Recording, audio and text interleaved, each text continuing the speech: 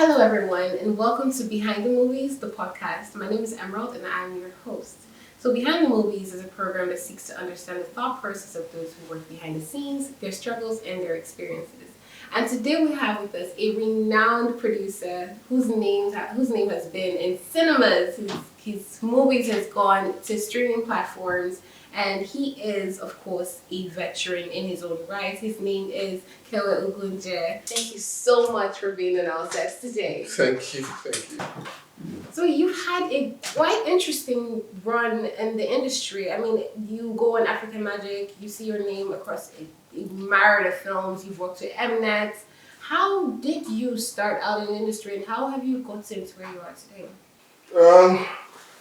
Industry, this is 6.5 years now. Relocated from Manchester, UK to come and do entertainment. I came and I realized that all I've been doing in the UK was child's play, was IT. Nigeria is a different ballgame. As they would say now, Nigeria has its own steez. Yeah. The steez was steezing, So, then I don't know. started understudying people, producers, with track record, and they study their failures and they study their success, and gather a mind of my own. Because this industry is one of two things: it's either you fail or you make it. There is no in between. Like, okay, they try. It's either you're failing or you're winning. There's no. Then I think I became a producer for hire for Inside Out Media. I got that matter. And I produced my first film under that platform 2018. And then just right after that, I said, okay, I don't get more confidence and knowledge. And I produced my own film. Mine failed woefully. The one I did for Inside Out was a huge success. So I was now riding on that success to cover up for my failure. Sure, I've not even brought out that film. I shot a personal film. It was so bad, it was unreal. And that's 2018. June 2018, I shot for Inside Out. July 2018, I shot my own personal.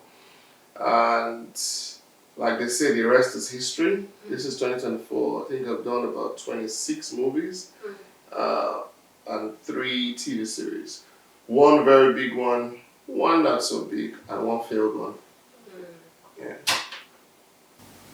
And have you ever had any difficulties, like major difficulties, when producing your movies? That question is funny. Is Nigeria not difficult? Is everything not difficult in Nigeria? Every day is this. You just help me make a call now. Yes. We're on the location, and the picture they sent for the location versus what we are seeing is not locationing at all. Everything is difficult. Getting actors difficult. Actors are annoying, very uncouth, unmannered. Most of them, not all of them. That's a stress on its own. Getting crew, getting the right budget to accommodate your creative process and plan. All these things, everything is difficult. And then you finish shooting the film, you do not know where to sell. Distribution is a problem. And then, okay, you manage to see where to sell, they're offering you nonsense money. What do? If you don't take the nonsense money, you might not be able to go back on sets, for the small films. And then for the big films, it's a whole different ball game. I just finished a series with about 67 casts. You're supposed to be part of it, Matthew. You ran away.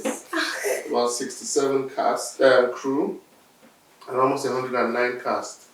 Every day was a tussle. Every day was a struggle. Food, welfare, accommodation, transportation, everything. And in the course of the production, I think we started shooting on the 8th of February till the 26th of March. So it was a month and almost 2 months. Between the first week of production and the third week, inflation rose from 18% to 22%, which means a cup of water that was 10 naira became 14 naira. A liter of diesel that was 1,040 naira became 1,300 naira. So you check the maths. A lot of unsteasable things happened, and it's just been that way for the creative players. We deal a lot. That's why they say if you finish a big project, it's good to just go on holiday, because the tendency that you run mad is 9/10. You know, so. So it's every aspect of filmmaking is difficult. I'm not even going to come here and pretend. This is behind the movies now, B. Right, yes. So everybody should know how it is. So you said something that a lot of actors are without manners. And a lot of crew members have said that the people who give the power for actors to behave that way are actually the producers, because they treat the actors as king. So let's say an actor had already been paid for a job. Actor flew out of the country. Actor is not around for said job. Then the producer would be like, "Oh, where are you?" The actor would be like, "You guys are going to have to wait for me till I come back." And after all, then some producers, because they probably just need to use that person for any specific reason, they actually do put the set on pause. And then this actor is literally the only person holding this entire production to ransom. That kind of gives this actor a sense of power, because the producer doesn't choose to go look for somebody else to replace said actor. So those kind of things I feel like it are some of the things. These are some of the things that contributes to actors acting out of. You need to understand that first. Filmmaking is a business. It's not a hobby. Right. We're there to make money. Everybody in the film cycle is there to make money, down to the least person, the PAs. They're all there to make money. I would answer this question from present time and then take it to the past now. Now, present time, there is a new craze in the industry called YouTube, where everybody is shooting every day, shooting films in 2 days so that they can come out on the 5th day. No creative thinking and process being followed anymore. Actors have realized that they are making producers money, so they are now kings.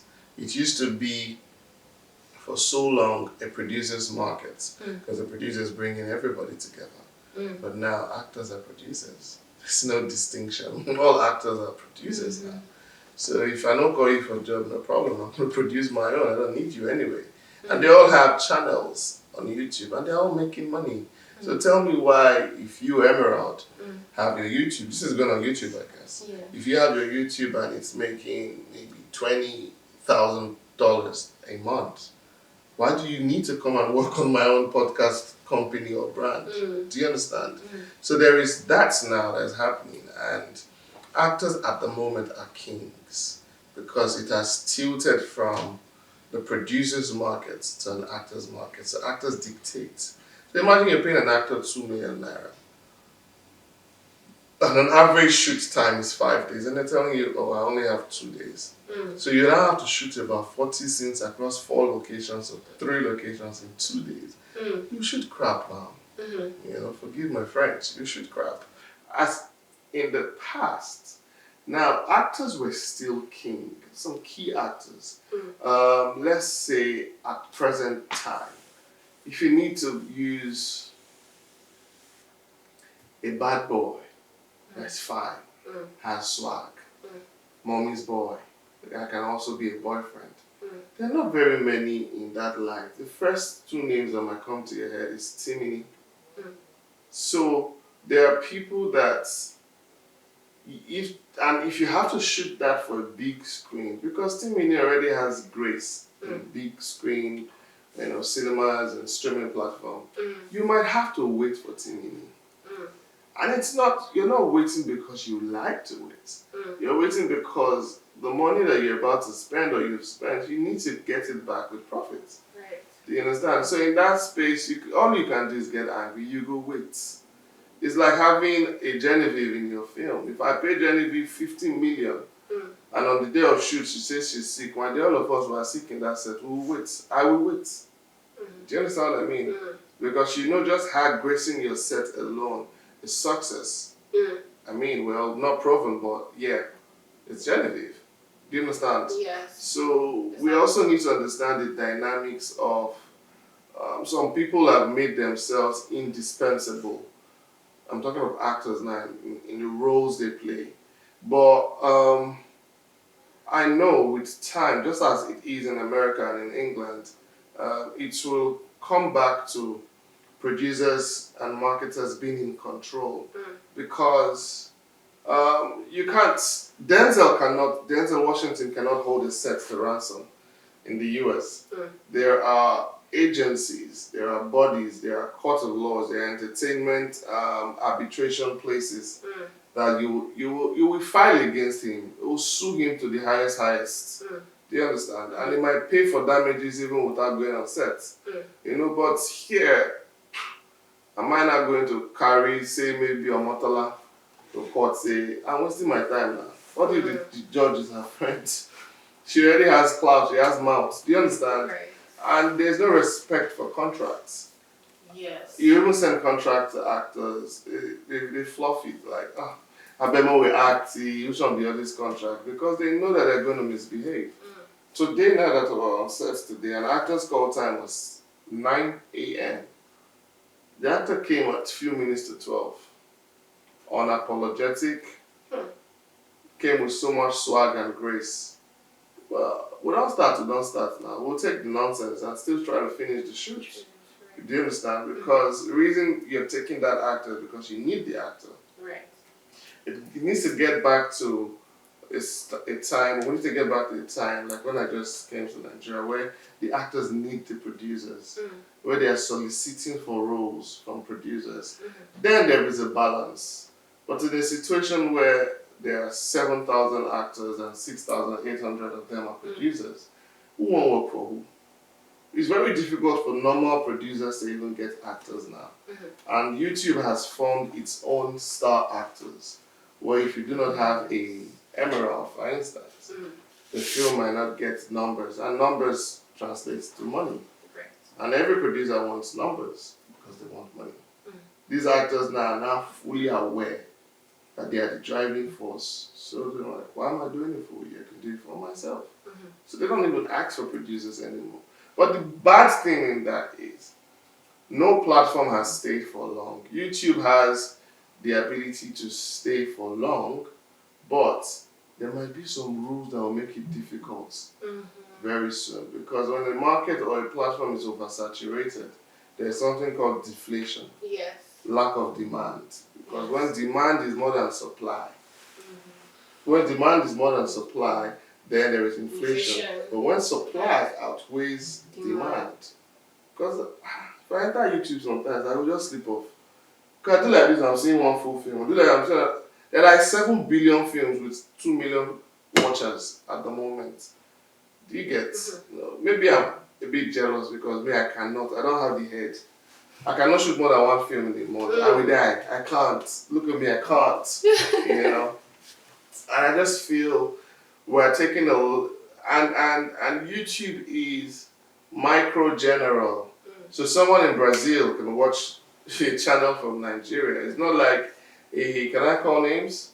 It's not like an Amazon or a Netflix that buys regionally, which means if they buy for West Africa, people in Canada may not see it. Do you understand? Because if you're paying premium, then maybe you might see it and stuff like that.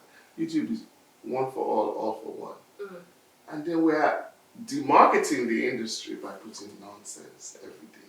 Just because we want to get that $20,000, $5,000 at the moment. How competitive are these nonsense that we're putting? Because there's no way a film would be good when you write the script in 1 day or 2 days, and then you're shooting in 3 days. It won't be good. It won't make sense. Yes. A lot of the senior colleagues who I think maybe out of frustration of they know they see money again because nobody's calling them, they're complaining about the quality of films that we're churning out. It's not fair on the industry. It's not fair on Nigerians. It's not fair on West Africa.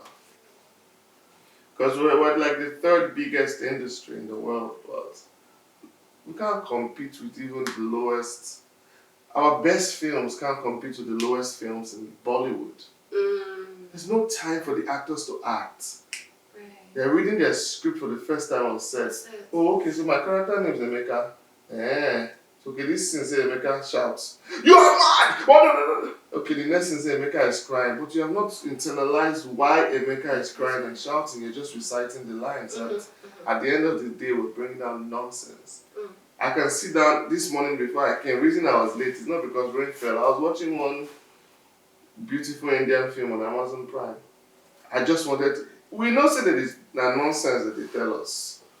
Because somebody is flying, no gravity, only you flying across 15 buildings without rope or anything. Do you understand? But the story was good. You understand? And I'll end with this because like I'm over talking. When culture is easily manipulated, then you lack what you're known for. Right. I don't know if should I say that again? Yes. When culture is easily manipulated, then you lack a name. You lack what you're known for. The Indians have maintained their culture. Yes. How they shoot films, the kind of stories they tell, the kind of cinematography they offer, the kind of picture quality. Yes. They have maintained that. So you have no option but to appreciate what they're giving you. But here, somebody can just come and do one Hollywood shooting star. Someone can just come and do one Canadian shooting star. Right. We do not own our space. We do not own our stories. You know, I think I 2 days ago, I was bored and semi-depressed, so I just put on YouTube anything that was playing. You know, YouTube now on TV, it goes to next. I watched maybe 6 movies in a stretch. About 4 were exactly the same stories. In short, 2 of those stories was the same actor. And in my head, I'm like, are you stupid though? You're acting exactly the same character, same storyline, and you're okay with it. You don't like your career. Do you understand? And you know, at the end of the day, one big award will come and give you award, the most viewed actor, most this. We can't stand. Let me give you this last example. You know Shah Khan in India. You know Ami Bachir or whatever his name is. If they go to America, they're superstars. If they come to England, sorry, I'm not in England. If they go to England, they're superstars.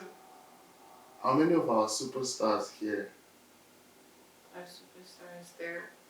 They're just celebrities here. We don't have stars. A star is somebody who is generally celebrated across cultures, across norms, across beliefs, across traditions, across races. That's a star. I think that's definitely, it's something that's on everybody's mind, but I feel like a lot of people are too afraid somewhat to say it. To say it. We're dealing in I've noticed in Nollywood we're ruled by sentiment. Yes. And sentiment and stupid fanaticism. Where if I say, Chinelove, you've just done a bad movie. I can use her because it's safe, that's my wife. You've just done a bad movie. That movie's crap. I don't like it. Instead of seeing the love in that criticism, what they will say is, again, I hate her. You don't want our growth. But we're churning out nonsense. And if you talk, I literally watched a film from a veteran actor. That film has more than 5 million views on YouTube. It was no head, no tail, no belly. Some scenes were about 6 minutes long. Just, I told you that you're not looking good. Why did you come out like this? What is even wrong with you? You're embarrassing me in front of my friends. The woman will now say, but you know this is the outfit I like. You know I'm going to church. You know, I'm just bringing this up. There's no particular film of one that coming out. You know, but like 6 minutes on some scenes, no drama, no head, no tail. And the film has more than 5 million views. So tell me, why should I bother myself to go and think out of the box? now in the industry, the creative and arty films are not making money. The stupid, silly films are making money. A big friend of mine said, well, you want to make money on YouTube, just give them drama, mumu drama. They like it. People are already stressed. They just want to. But people are already stressed. There is still the element of brilliance and intelligence amongst viewers. Yes. Do you understand? Yes. I want to believe I'm an intelligent viewer, so I should crap also. Because I'm not Messiah to come and change. I don't send anybody, Papa, to come and change the industry. No. You hear some people say. As the time I even put a post that once I'm talking to a director and he says I want to change the game, I don't employ you again. Don't use my money to change game. Let's maintain the game. Let's just be making the money. I'm not. The industry will just put you in that space. You know, so yeah. So, do you know by instinct, since you've produced quite a number of films, do you know by instinct when a film is going to be successful, or is there a specific formula? Nobody knows. Nobody even knows the story that would be or break. Nobody knows the story that would hit. Ruth Gaderi did a film, Better Half or so, and it's on almost 20 million views. I am so certain at the time she was doing the film, she was hoping for 1 million, 2 million views. But that film created a star called Chidi, one internet sensation, Chidi Ike or something. An internet sensation, and did he plan for it? No. Did they know? No. Nobody knows. You can only feel a story is good at conceptualization and idealization of the story, but it is the receivers, the consumers, that would tell you if they like your story or not. No amount of publicity. You can publicize you can publicize a bad product and still make it accepted. But a good product would publicize itself. So I think every filmmaker or people in the creative space just hope on luck. When they shot a good story and they know within their limits that they've done the best they can do, they leave the rest for God. Do you understand? So a lot of these blockbusters you see, it's just opportunity meets hard work, time, which is grace and luck all together. I don't think anyone sets out. Like Breath of Life was a damn good movie. Did they envisage it will be a sensational movie? I don't think they did. Because there have been other movies like Breath of Life. Well done movies also, but they didn't see the light of day. You know, so. But me, I like get that luck, child, my next film. So, I've heard, or rather, a number of us have heard this phrase when people work on sets, and probably the director is doing something that the producer or PM does not like, and then they get threatened like anybody on the set can take the role of a director. Cinematographer can take the role of a director, like you're not that important. So it's like a threat to the director to kind of conform to what the producer wants to do. Like, and then sometimes these producers actually go a step as to even direct these scenes when, say, maybe the director is no on ground at the moment. I just want to understand, as a producer yourself, like, why do producers make those type of threats in particular to directors, and why do they feel as though they could actually take the role of a director? I do not know if it's a thing though, because I have fought with directors, especially when we have creative differences. Yeah, in the filmmaking cycle, everybody's open to a fight. Yeah. You know, you can argue creatively on something.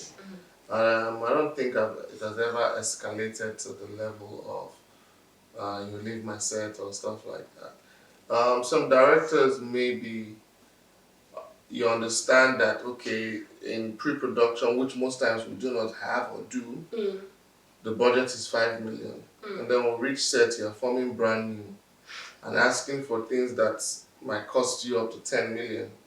And producer is saying, but not what we plan with this. And you're trying to be giddy about it. And I'm like, get the hell out of my set.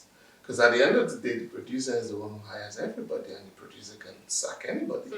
I do not appreciate or encourage that, because for you to call yourself a director, it means you've gone through the rigors and dedication of being a director. And that means you're the technical owner of a film. But most of these directors are just people that shout action and cuts. There is nothing technical about them. I told somebody, if I see a Spike Lee film, I know that's Spike Lee. If I see a Quentin Tarantino film, I know that's Quentin.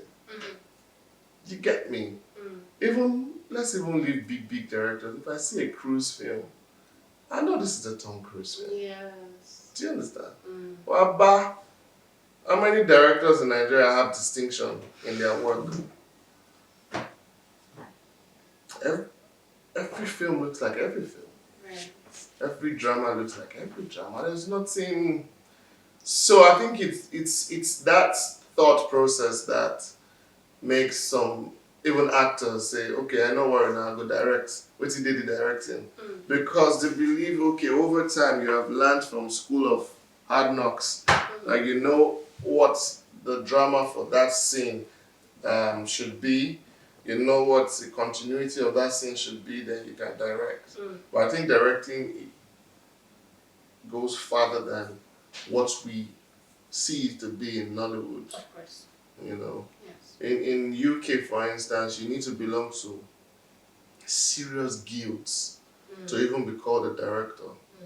Do you understand? You need to belong, and belonging to those serious guilds means you have gone through proper education to be a film or an audio visual director.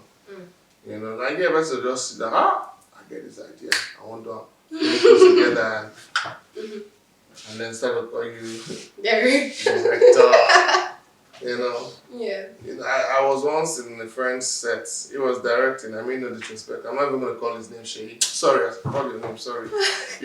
And the actor was shouting. I said no. They all started clapping like, wow, that's a good cinema. And I'm like, you're all mad. Plus you, Shay, plus all of you are mad.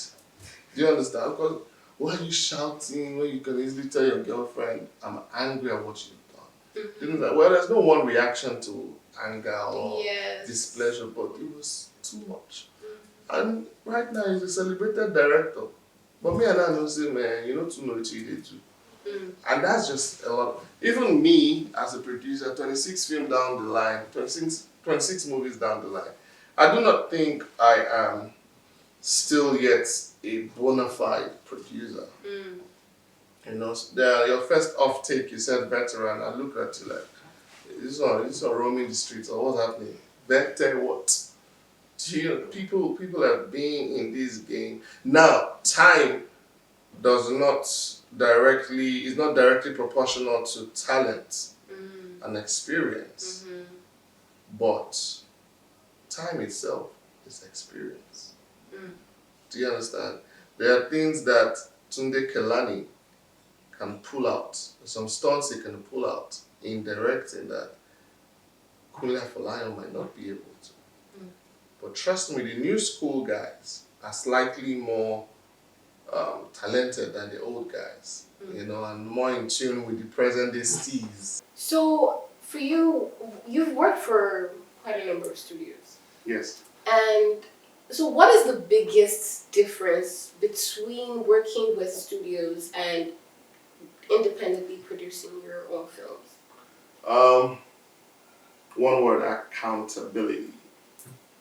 When that one where you run, if you see the documentation to Mnet, which makes, if you reason it, makes you a better, well-rounded producer, because you need to know your in and out. Do you understand? This TV film I'm shooting now, I really do not know how much I have spent.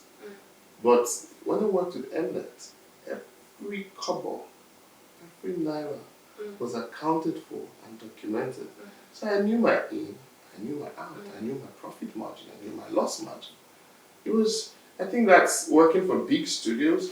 I think that's one of the things you would learn, and you start to implement it in your everyday contemporary shooting or filming. Like my PM was shocked when I said, send me a detailed breakdown of this 2 million naira I've given to you. He's shocked. He started sending me nonsense just to populate the 2 million. I said, proof, invoice, receipts. Do you understand? A week now. And I said, okay, let's not spend this one. Okay, let's not spend. So you just learn accountability and you learn how to shoot a film to international standard. Because what Mnet has taught me in 2 years is the same thing I would face if I was working with Disney or Netflix. It's the same level of accountability and supervision. And when you're working for studios, for instance, it's not your IP, it's theirs. So you're just an intermediary, like a professional PA.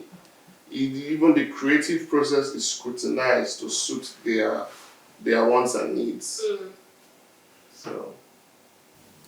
So oftentimes on movie sets, when delays happen, for instance, people tend to work really late into the night. How do you keep your crew and your cast motivated enough to see your film through to the end? Should I answer you professionally or am I just talking as it be? Say that's it. You want that, make you die, we'll finish the film. Okay. Anyway, that's always the mindset. We're just bullish by nature. Last, Ogoro must jump. Last, we must finish the film.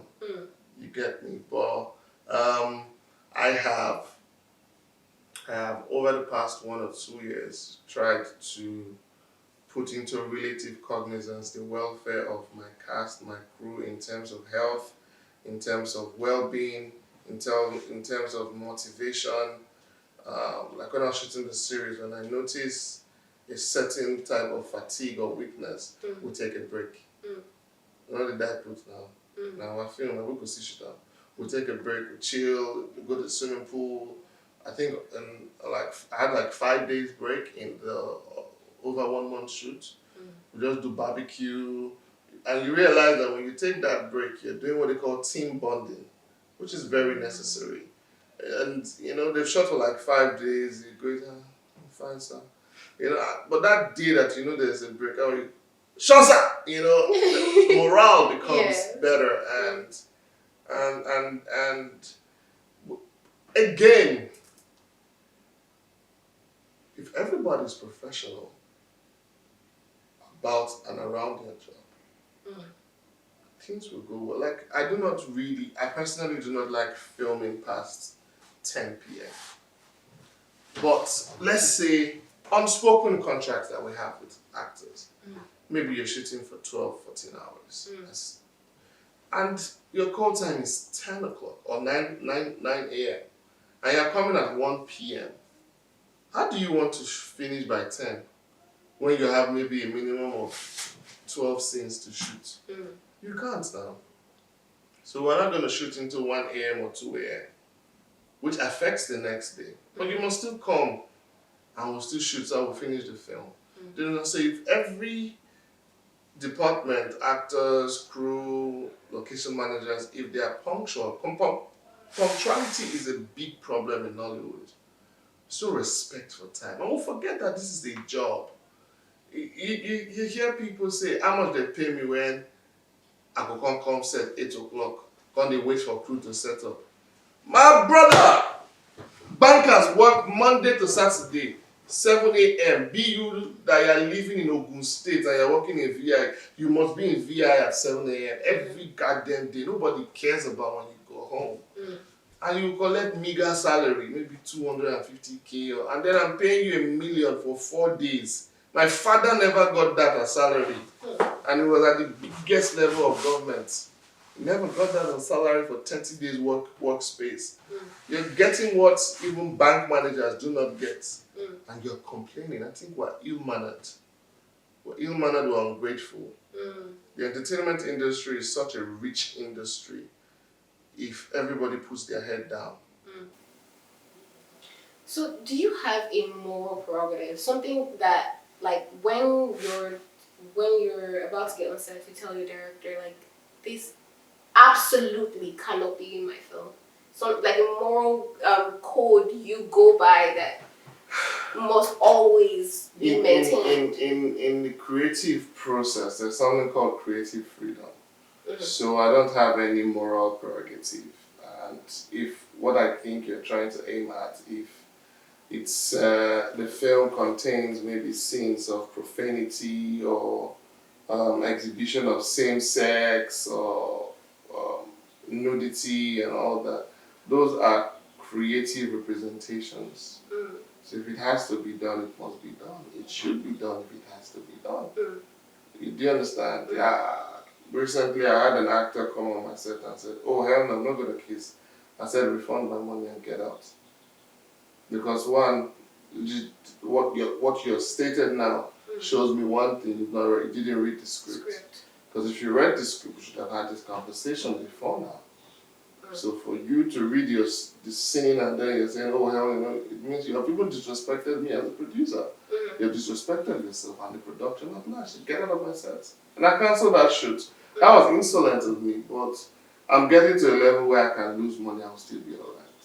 But let's do things right. So I do not. We need to understand that in Nigeria we're very morally biased and hypocritical. Yes. Now many of us they still go watch porn, gay porn, lesbian porn, and still we go vex if we see them for television. But guess what?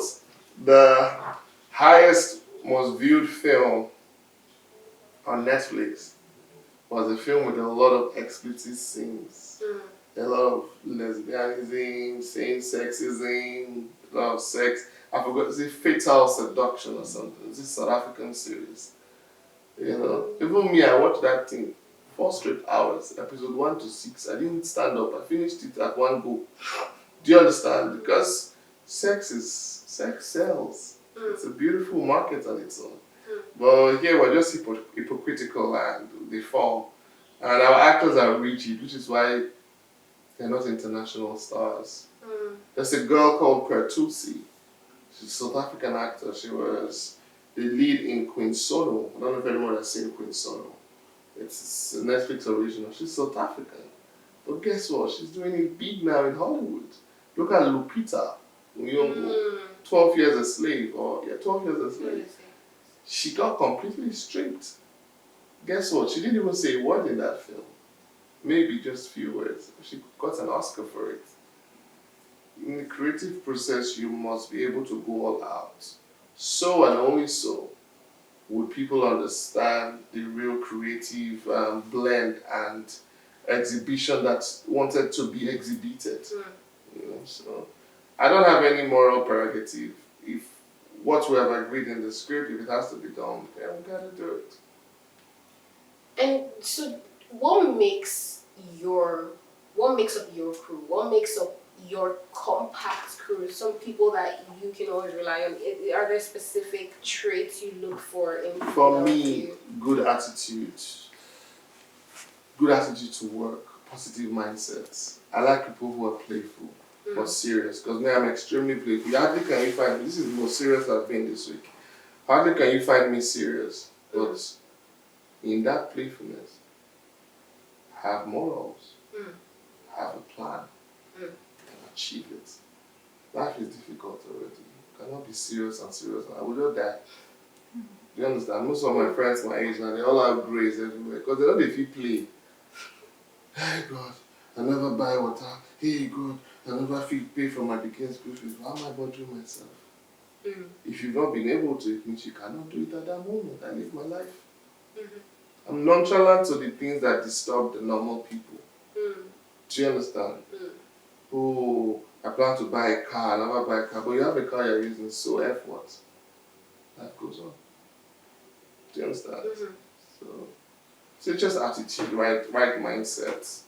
And people who, and I like people who are independent thinkers. One of the reasons I like you. Like you think ahead. It was very impressive, and then I knew you would go far. But you have pride, sir. Then I knew you would go far in whatever space you find yourself. So what would you say is your greatest achievement as a producer till date? Um,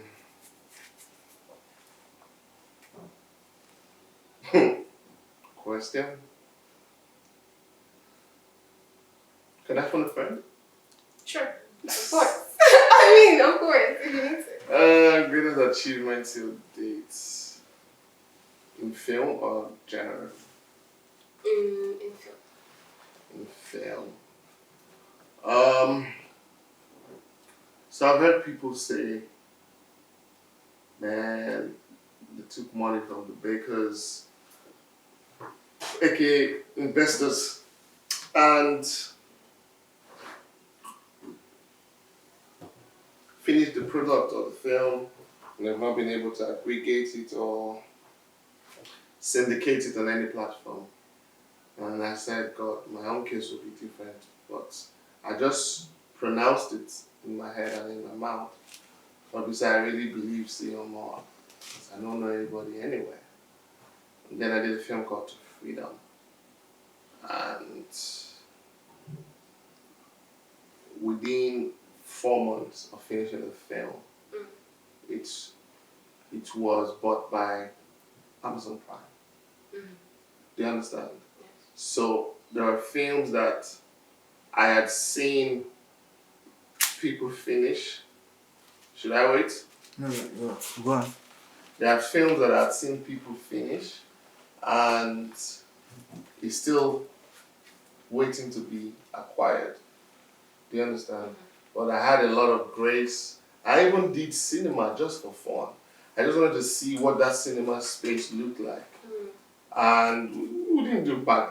Well, we did badly, but not badly, to be honest. And the film went on a streaming platform within a couple of, if I blink, I open eye, and it was very encouraging for business because the higher the risk you take, the more scared and depressed you can be with the outcome of whatever. Right. Do you understand? So I think that was my biggest achievement, nurturing a baby and seeing the baby being viewed worldwide.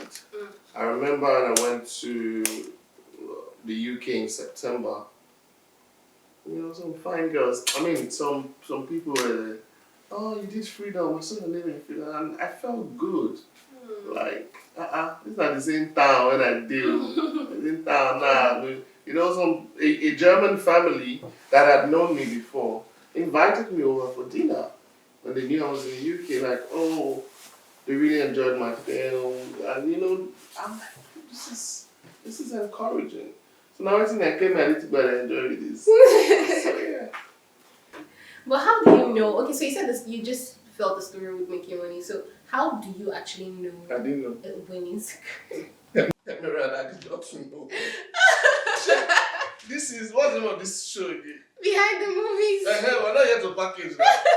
So if I'm doing another show, let me package. This one I did not know. You don't took the risk like that. Okay, so can you share like a few words of encouragement to new and upcoming producers? Yeah, I can actually. If you're coming into the industry, guys, as a newbie, have money. And please, try and have a steady source of income. And producing should be your part-time work. If you come into producing and you say you want to just make it right away, it is not rocket science. So, the advice I would give young producers or, in quote, new producers, have an alternative source of income. The wait period from conceptualization to actualization and exhibition is long. You could fall into depression, fall into debt because you need to keep living and keep existing. And if you know you do not have that mind, no come. It's not an instantly gratifying work or position or industry. Let's take it like this. You take 50 million from an investor Could even be your father for all I care. And you say, oh, in 3 months your shoot finish, in 5 months you have sold it and you have gotten the money back. My dear, you can be there 5 years. Nothing. Investor is disturbing you. You start to lie. Next thing, you start to go into hiding. Next thing, you're looking for the next investor. It might look as if you are even a scammer, but it's a lie. You're not looking for another way to maybe make a lot of money here and augment the other previous one. It's just there's no manual. It's not straightforward. If you look at Mo Abudu and say, man, I want to be like Mo Abudu, learn the pains that she must have gone through to become the celebrity producer that she is. You must achieve those pains also. You can't avoid them, you can't dodge them. So just know if you're coming into the industry, gather money or good support system or alternative means of financing yourself for survival and family. And then I'm sure the sky will be your starting point. But we must be patient. Right. Thank you so much for being on this show. I have actually enjoyed myself immensely, and I learned a lot, and the conversation was fulfilling. So before we come to the end of this session, I'd like if we can play a little game. Yeah. No. So we're going to play rock, paper, scissors. Please, I'm not kissing, I'm married. No, you're not. No. It's nothing like that. It's really just normal, positive, friendly games. So whoever loses has to pick one paper in there, read it out loud, and What's the name of the game again? okay, so that game is actually called Devil's Basket, and then so I want to play rock, paper, scissors, and whoever loses has to pick from Do you know that I just heard this for the first time today? That it's called Devil's Basket. No. Rock, paper. Scissors. Yes. When I was watching the Indian film, so my wife was like, oh, do you remember this game, rock, paper, scissors? And I was looking at her, are we mad or something? I've not looked for money to finish this game. I don't even understand. So it's very coincidental that do you understand? Like, yeah, you're not talking about it here. Oh, wow. That's how I do that at rock, paper. Wow. What's wrong? It's not everything. Wow. It's what they call destiny. I don't understand. To play game. Yes, it was destiny that you come serious. here to play the game. Alright, let's go. Okay. So. I don't know the game more. Okay. So, let's just start from there. okay, so each person shakes their hand 3 times. So 1, 2, then you throw out something, either scissors, paper, or rock. So you have to throw out one of the 3. Now, scissors beats paper. So if somebody throws the scissors, it beats the paper. If somebody throws rock, paper will wrap the rock. So the person who plays rock will lose. Then if somebody throws a scissors and the other person throws a rock, the person who threw the scissors will lose because the rock can smash the scissors. So that's basically the game. No sweets, but it's okay. Let's play. Okay. So, Okay. rock, paper, scissors. Rock, paper, scissors. I won. That's the game. That's the game. Now you have to pick one paper from there. Okay, let's do this. And anything on the paper I have to You have to. fulfill? Yes.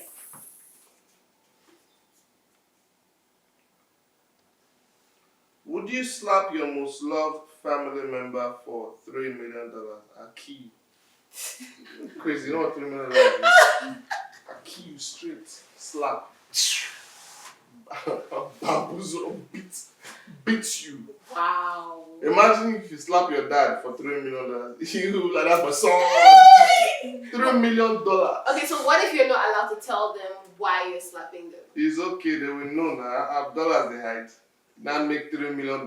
Just send your dad $100 million. 100 million naira first. You like my son. Slap me again. Like you saying, beat the hell out of you, man. Oh my god, okay. having you here, and I Okay. hope I can have you here again. I won't come. We'll have to drag you then. The questions are too tough. Jesus, my stay. Well, I am happy that it motivated you to at least tell us a bit about the industry. So, everyone, again, this has been Kevwe Ogunje, the producer. Go watch his film To Freedom on Prime Video. And I'll see you all again, same time, same station, next week. Bye.